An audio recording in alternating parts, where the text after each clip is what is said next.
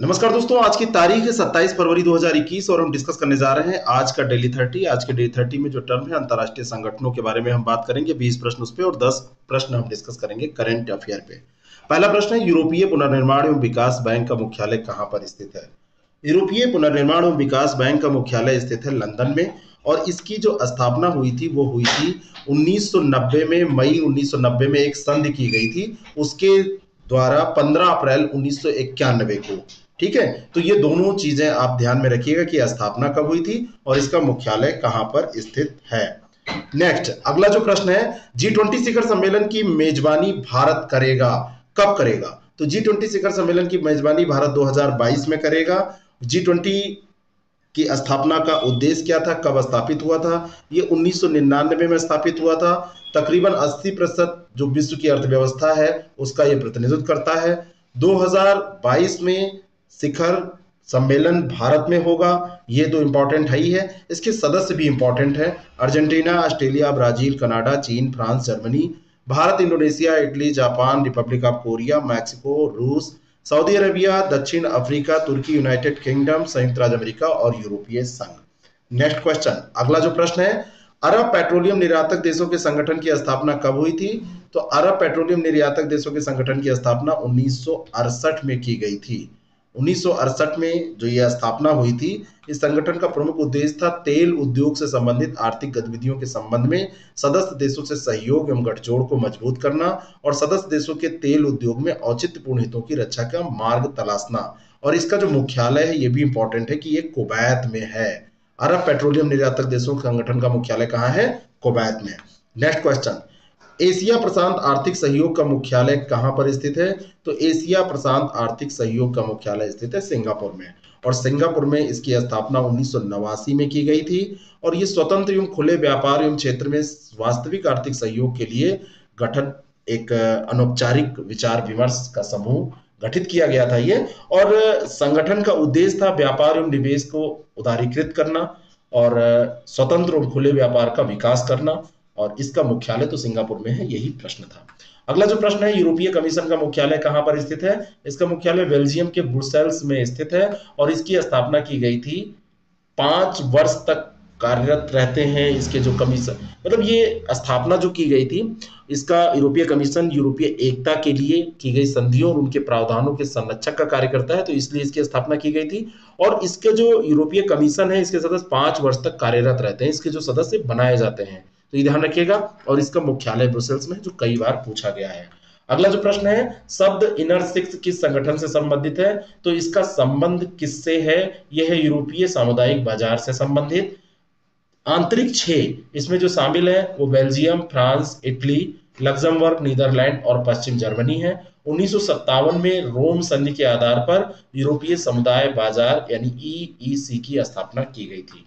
अगला प्रश्न है, यूरोपीय संघ की स्थापना किस संधि की महत्वपूर्ण भूमिका के आधार पर की गई थी?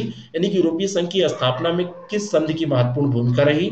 तो पेरिस की संधि 1951, रोम की संधि 1957 और एम्स्टर्डम की संधि 1997, इन सब की भूमिका थी यूरोपीय संघ की स्थापना में। नेक्स्ट क्वेश्चन, अगला जो प्रश्न है, विश्व बैंक की रियायती ऋण देने वाली खिड़की अर्थात उदार ऋण खिड़की किसे कहा जाता है? तो उदार ऋण खिड़की के नाम से जाना जाता है आईडीए को, अंतरराष्ट्रीय विकास संघ को, इंटरनेशनल डेवलपमेंट एसोसिएशन को जाना जाता है। विश्व बैंक की अनुषंगी संस्था है ये और इसको रियायती ऋण देने वाली खिड़की या उदार ऋण खिड़की के रूप में जाना जाता है। 24 सितंबर 1960 को इसकी स्थापना की गई थी और इसकी सदस्यता बैंक के सभी सदस्यों के लिए खुली होती है। और इंटरनेशनल डेवलपमेंट एसोसिएशन आर्थिक विकास को बढ़ावा देने के लिए विभिन्न कार्यक्रमों के लिए ऋण व अनुदान उपलब्ध कराने का कार्य करता है। अगला जो प्रश्न है, 2 स्टेटमेंट है, अंतरराष्ट्रीय पुनर्निर्माण और विकास बैंक को ही विश्व बैंक कहा जाता है, बिल्कुल सही है। और दूसरा है, विश्व बैंक का सदस्य बनने के लिए किसी भी देश को पहले अंतरराष्ट्रीय मुद्रा कोष का सदस्य बनना जरूरी है, ये गलत है। अंतरराष्ट्रीय मुद्रा कोष का सदस्य बनना जरूरी नहीं होता है। क्या होता है ये मैं आपको बताता हूं। विश्व बैंक अंतरराष्ट्रीय पुनर्निर्माण और विकास बैंक को ही कहा जाता है और इसका मुख्यालय वाशिंगटन डीसी में है। विश्व बैंक संयुक्त राष्ट्र से जुड़ी एक अहम संस्था है और ये कई संस्थाओं का समूह है, इसीलिए इसको वर्ल्ड बैंक ग्रुप के नाम से भी जाना जाता है। विश्व बैंक का सदस्य बनने के लिए पहले अंतर्राष्ट्रीय वित्त निगम का सदस्य होना जरूरी होता है, इंटरनेशनल फाइनेंस कॉर्पोरेशन का सदस्य होना जरूरी होता है, ना कि आईएमएफ का। अगला जो प्रश्न है, आईएमएफ की स्थापना 27 सितंबर 1945 को की गई थी और आईएमएफ का उद्देश्य आर्थिक स्थिरता सुरक्षित करना और गरीबी कम करना है। बताइए क्या दोनों सही हैं? दोनों के दोनों स्टेटमेंट सही हैं। 27 दिसंबर 1945 को 29 देशों के एक समझौते पर हस्ताक्षर करने के उपरांत आईएमएफ को स्थापित किया गया। आर्थिक स्थिरता सुनिश्चित करना, आर्थिक प्रगति को बढ़ावा देना, गरीबी कम करना, रोजगार को बढ़ावा देना और अंतर्राष्ट्रीय व्यापार सुविधाजनक बनाना इसका उद्देश्य है। अगला जो प्रश्न है, निम्नलिखित कथनों पर विचार करें। विश्व व्यापार संगठन की स्थापना 1 जनवरी 1995 को हुई थी। बिल्कुल सही है। और इसका मुख्यालय रोम में है, जो कि बिल्कुल गलत है। पहले जो गेट हुआ करता था, जो द्वितीय विश्व युद्ध के बाद बनाया गया था, प्रशुल्क एवं व्यापार संबंधी सामान्य करार, उसके स्थान पर इसकी स्थापना की गई थी डब्ल्यूटीओ की। और इसका जो मुख्यालय है वो जिनेवा में है, जिनेवा स्विट्जरलैंड में। ठीक है, ये वहां पर गलत दिया हुआ था, जिनेवा में है। नेक्स्ट क्वेश्चन, अगला प्रश्न है, अंतर्राष्ट्रीय श्रम संगठन की स्थापना प्रथम विश्व युद्ध के बाद हुई और दूसरा स्टेटमेंट है सन 1977 में इसकी 50वीं वर्षगांठ पर इसको नोबेल शांति पुरस्कार मिला। बताइए क्या ये सही है? मैं आपको बताना चाहता हूं कि अंतर्राष्ट्रीय श्रम संगठन की स्थापना 11 अप्रैल 1999 को वासराय की संधि के अंतर्गत हुई थी और राष्ट्रसंघ के अंतर्गत यह प्रथम विशिष्ट अभिकरण था। 14 सितंबर 1946 को इसे संयुक्त राष्ट्र संघ का अंग स्वीकार किया गया और 1969 में इसकी 50वीं वर्षगांठ मनाई गई, क्योंकि 19 में इसकी स्थापना हुई थी। तो अगर आप ये फैक्ट जानते हैं तो ये भी हो जाएगा, तब इसको नोबेल शांति पुरस्कार दिया गया था। अगला प्रश्न, किस संस्था को वर्ष 2005 का नोबेल शांति पुरस्कार मिला था? इनमें से कौन सी संस्था है? तो इनमें से जो वो संस्था है उसका नाम है अंतर्राष्ट्रीय परमाणु ऊर्जा अभिकरण। 2005 का नोबेल शांति पुरस्कार इसको दिया गया था। उस समय इसके तात्कालिक महानिदेशक थे मोहम्मद अल-बरेदेई। परमाणु हथियार के प्रसार में उन्होंने उत्कृष्ट योगदान दिया था कि परमाणु हथियार का प्रसार ना हो सके, और 1997 से लगातार 3 कार्यकाल में ये आईएईए के महानिदेशक रहे हैं। अगला जो प्रश्न है, अंतर्राष्ट्रीय परमाणु ऊर्जा अभिकरण का प्रधान कार्यालय वियना में है और दूसरा है भारत के डॉक्टर एच.जे. भाभा संगठन के पूर्व अध्यक्ष रह चुके हैं। पहला स्टेटमेंट जो है वो बिल्कुल सही है और दूसरा स्टेटमेंट एच.जे. भाभा के बारे में भी सही है कि अंतर्राष्ट्रीय परमाणु ऊर्जा अभिकरण के वो अध्यक्ष रह चुके हैं। ये महान वैज्ञानिक थे, बहुत बड़े वैज्ञानिक थे और परमाणु ऊर्जा कार्यक्रम का जनक उनको कहा जाता है, भारत का जो परमाणु ऊर्जा कार्यक्रम है। नेक्स्ट क्वेश्चन, किस वर्ष संयुक्त राष्ट्र महासभा द्वारा संयुक्त राष्ट्र उप महासचिव के पद का सृजन किया गया था? तो ये जो सृजन किया गया था ये 1998 में किया गया था। संयुक्त राष्ट्र महासचिव पद के दायित्वों को संवारने, कार्यों में कुशलता लाने और सहायता पहुंचाने के लिए ये नया पद था। 1997 में संयुक्त राष्ट्र उप महासचिव के रूप में इसका सृजन किया गया था। ये थोड़ा सा गड़बड़ कुछ है, यहाँ पर ये होगा 1900 नहीं, ठीक है, 88 हाँ 98 को कार्यभार ग्रहण किया था, तो यहाँ पर ये 98 होना चाहिए, ये गलत दिया हुआ है। 98 या 1997 में सृजन किया गया है, ठीक है, या यहाँ पर उत्तर जो हो जाएगा इनमें से कोई नहीं हो जाएगा, ये ध्यान रखिएगा। 98 या 97 विकल्प होता तो सही होता। अगला जो प्रश्न है, दक्षिण एशियाई क्षेत्रीय सहयोग संगठन के बारे में कौन सा कथन सत्य नहीं है? यानी कि सार्क, सार्क मतलब है इसका ना, south Asian association for regional cooperation, तो सार्क के बारे में कौन सा कथन सही नहीं है? सार्क की स्थापना 8 दिसंबर 1985 को ढाका में हुई थी, क्या ये सही है? इसके संस्थापक देशों की संख्या 8 थी और इस संगठन का मुख्यालय एवं सचिवालय नेपाल के काठमांडू में स्थित है। और अगला है, अफगानिस्तान सार्क का सबसे नया सदस्य बना है। तो यहाँ पर जो दिया हुआ है कि इसके संस्थापक सदस्य देशों की संख्या 8 थी, ये गलत है, क्योंकि इसके संस्थापक सदस्य देशों की संख्या 7 थी। कितनी थी? 7। और सबसे नया सदस्य अफगानिस्तान 2005 में बना था, ये सही है। बाकी इसमें जो स्टेटमेंट दिए हैं वो सब सही है।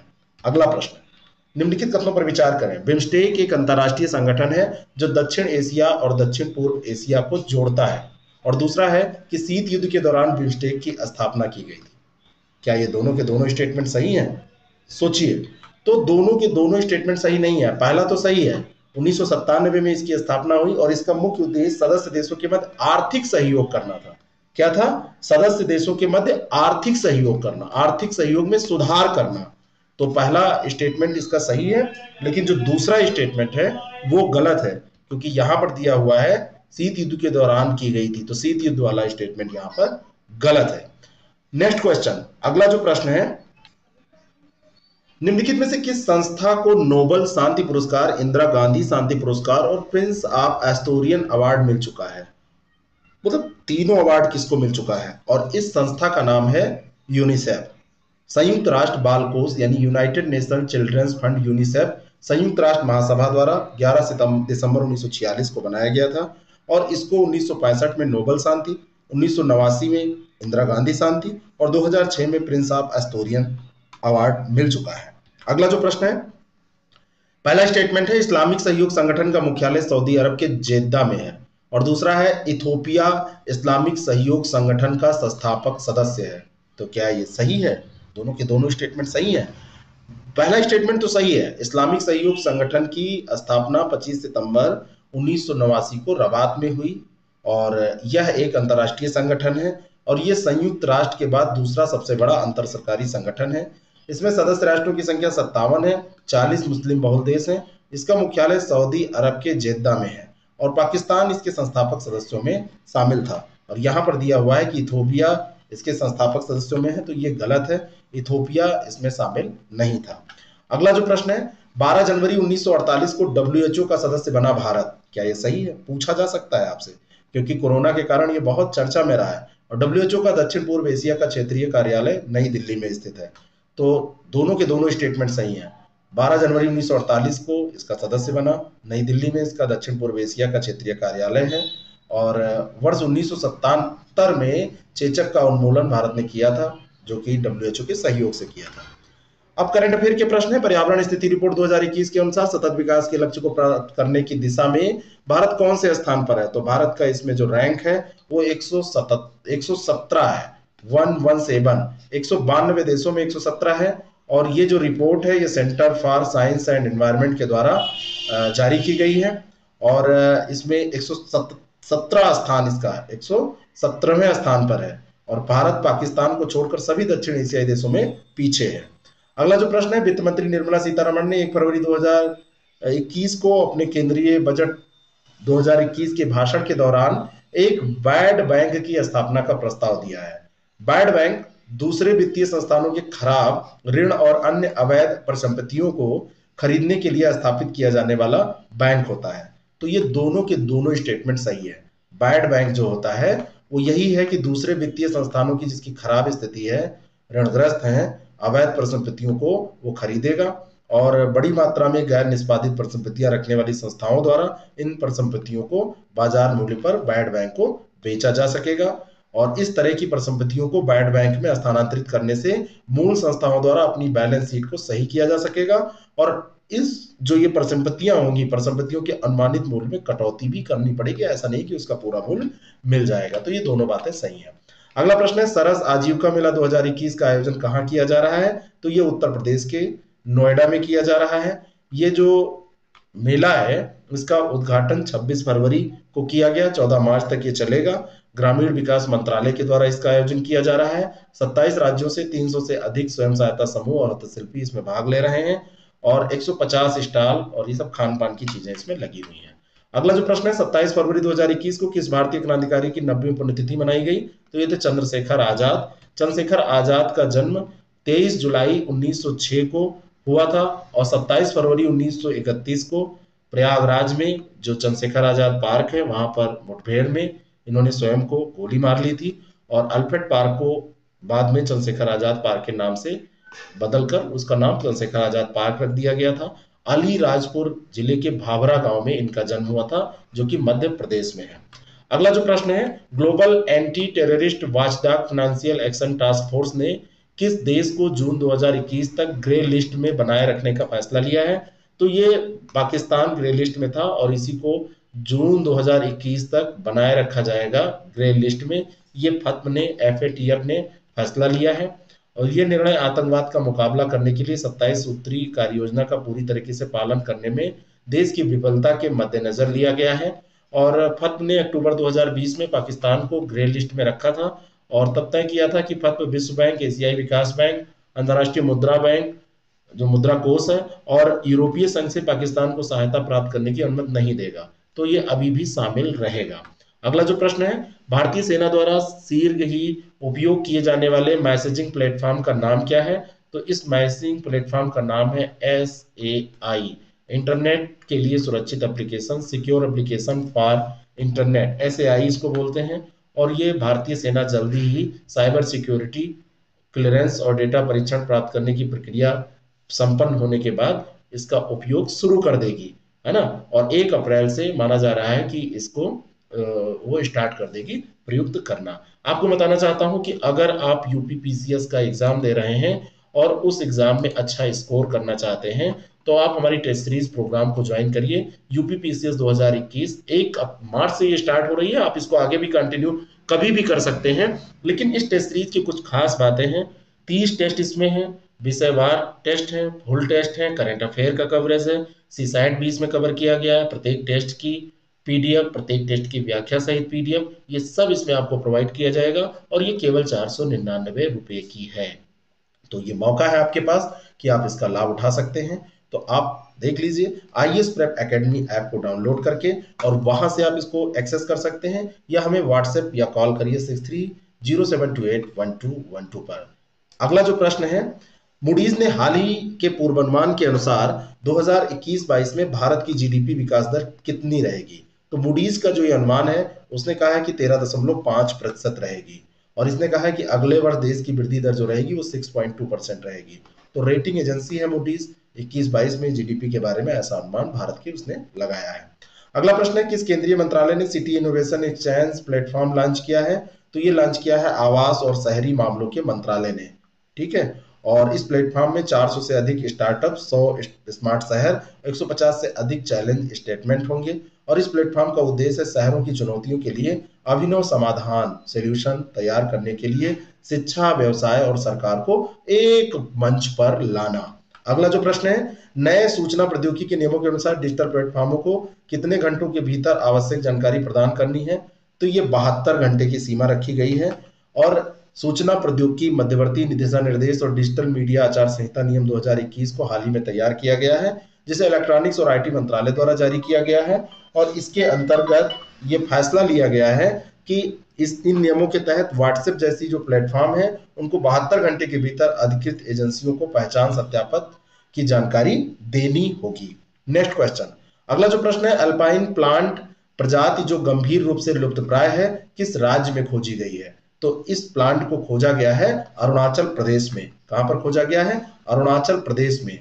और नई प्रजाति जो ये है, इसका नाम है क्रेमेंथोडियम इंडिकम, और ये हिमालयन सूरजमुखी परिवार से संबंधित है। और ये प्रजाति राज्य के तवांग जिले के पेंगा टोंगत्सो झील के लिए एक स्थानिक प्रजाति, यानी कि वहीं पर केवल ये पाई जाती है। तो ये रहा आज का डेली 30। आप लोग टेस्ट सीरीज या क्यूआईपी प्रोग्राम के लिए हमको कांटेक्ट कर सकते हैं 6307281212 पर, और हमारा ऐप आप जरूर डाउनलोड करिए। और इस टेस्ट सीरीज का शेड्यूल भी पूरा कंप्लीट किया जा चुका है। 1 मार्च से ये स्टार्ट होगी और ये आगे जाएगी 1 जून तक। तब तक 30 टेस्ट आपके कंप्लीट हो चुकेंगे। Thank you very much.